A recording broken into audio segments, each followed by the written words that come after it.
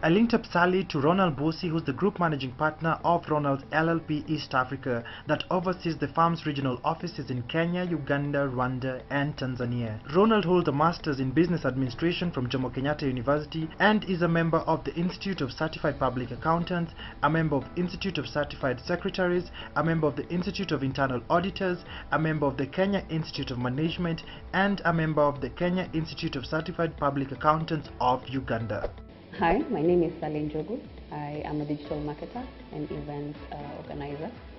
So today I'm here to learn from you on how you started and grew this business to where we see it today. So my first question would be, why did you name your company Ronald for yourself? Thank you, Sally. Maybe I just want to introduce myself. My name is Ronald Bosi. I'm the group managing partner for Ronald LLP. Now, on your first question, why we named the firm Ronald, is because as per the ISPAC guidelines, if you're starting an accounting firm, you're supposed to name the firm with your names at least included somewhere, or the initials. Okay. So it's actually more a regulatory guideline rather than just having a name, just as it's like for most law firms also.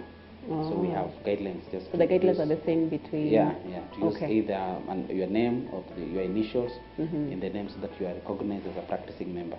Okay. Yes. So I would like to know, what were your goals when you started the company? Yeah. What were your goals? Where did you want to see? Are you where you wanted to see yourself when you started? Of course, I am where I was seeing myself in the last 10 years. But of course, my perception have completely changed about practice. I have a bigger picture of things compared to now. So compared to what I was seeing a couple of years ago, now I'm seeing a bigger picture, a broader perspective of the practice than what it is today. Okay. Yeah. So how would you advise somebody like me who's trying to put together a consultancy? Yeah. Where do you start? How do you structure it to get to where you want to be? Yeah. My advice to you, Sally, if you want to start up a consultancy, the most important thing is you must have a vision.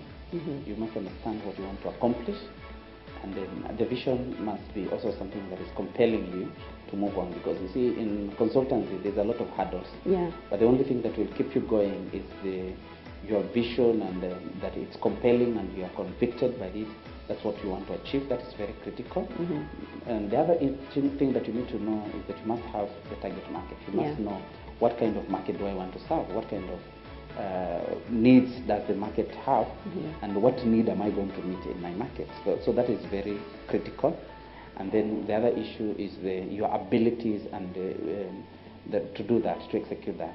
So those are very critical things that you need to consider when you want to do consultancy business. Yeah. So you talked about the target market. Yes. With the market, how the industry is right now. Yes. One of the biggest issues when you're targeting who you want to target is pricing. Yes. How do you go about pricing in a way that you do not feel like you have been shortchanged with the services you're offering, or you are not, the companies you're serving don't feel like you are too expensive? That's true. The issue with the pricing is very critical. One is the affordability of your services, but most important thing is the value. You see, price is only relevant if the value is not perceived. That's true. So the first thing is, when you're starting a consultancy, you need to understand what value do I want to offer. So it will be value-based pricing rather than just pricing to make money. And then two, what cost do I use in order to deliver this particular service? So that's what informs the pricing and the target market, the affordability of the service. But of course, at entry level, you might need to charge entry prices whereby you don't make so much profit. But at least you are more acknowledged in the industry of focus. As an auditor, is there like a formula you use to get to a certain price? Is it something that can be replicated to other industries?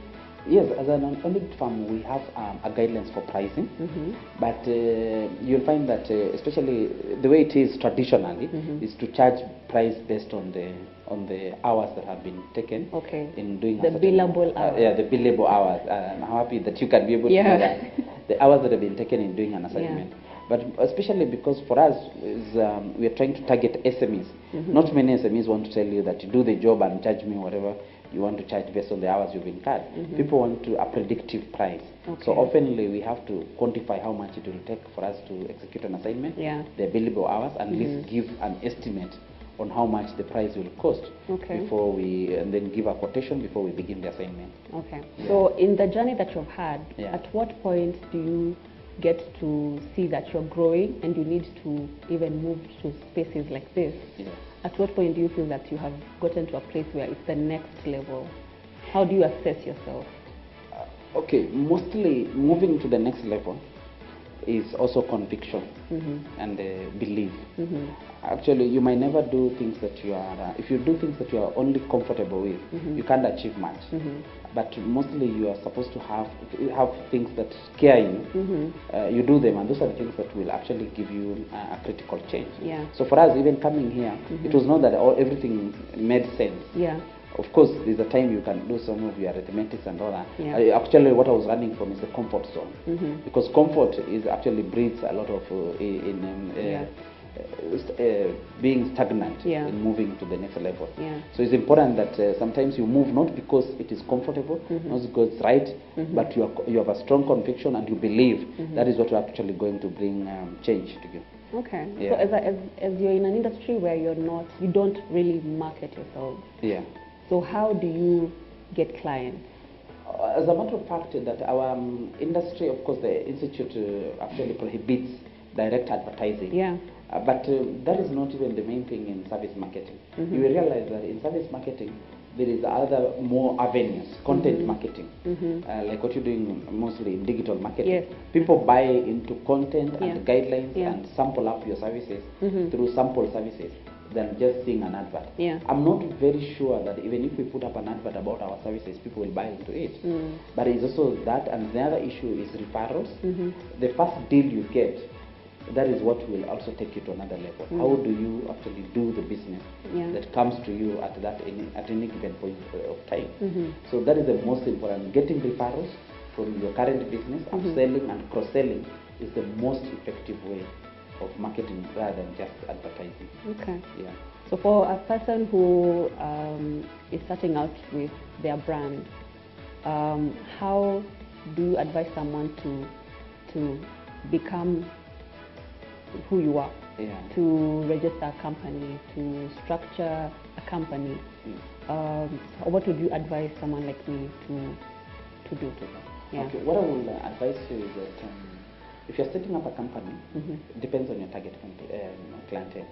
If you want to do things like, you see, if you're doing things like Mambo Mboga, you're doing some retail businesses, people don't care about the corporation. If you're targeting retail customers. But if you're targeting corporates buy into corporates. I can't buy things from Salim as an individual from a corporate because I'm scared. What if she closes tomorrow?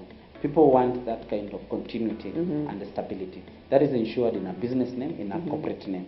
Even though Ronald has Ronald in the name, I always tell most of my clients that Ronald does not stand for Ronald. If you study the company's profile, the firm is more than an individual. It has very, very capable people, just above an individual, and that is what the assurance that corporate wants to buy into. So I always advise that you incorporate the company into a business name, you package it, and you'll be able to also bring on team members so that your clients, the corporate clients, are ensured of stability and continuity of the business. What advice would you give us young people who are afraid of hearing tax? And books and balance sheets? How would you advise us and keep our brands, in the right track? In the right track. Actually, tax is not supposed to be feared. It's supposed to be confronted. As you start your business, you know that KRA is one of your shareholders. And they will actually demand a part of the share of the revenue and of the cake. So you need to confront it. But how you confront it is to get a very capable tax advisor like ourselves here, who will partner with you and advise you through the nitty-gritties of compliance, the VAT, the corporate tax, the withholding tax, so that as you start your business and grow, it doesn't become a deterrent to your expansion. And it's a major business risk, just any other business risk. It's like losing money. So if tax confronts you, it can shut down your business unnecessarily. But you can avoid that if you have a tax expert who is able to inform you on everything. As a matter of fact, KRA does not demand that you pay everything that you make. It's just saying a portion of the profit. So if you make no profit, there is no KRA that is coming for you. All right, thank you, Ronald. Yeah. It was nice to hear from you today. Thank you. Thank you so much for having watched the show. Hope you've learned a thing or two from the conversation between Sally and Ronald about this particular industry, and you've had your own takeout. If you're an entrepreneur out there and you'd like to be a part of the show, remember you can always reach us on our social media handles, which are running below the screen. And just, this is a call out. If you're an entrepreneur in Mombasa, in Eldoret, or in Kisumu, we are looking out for you. We should be coming on to your county very, very soon. So reach us on our social media handles. My name is Ian Dennis, and this has been The Business Coach, where we help entrepreneurs better their businesses.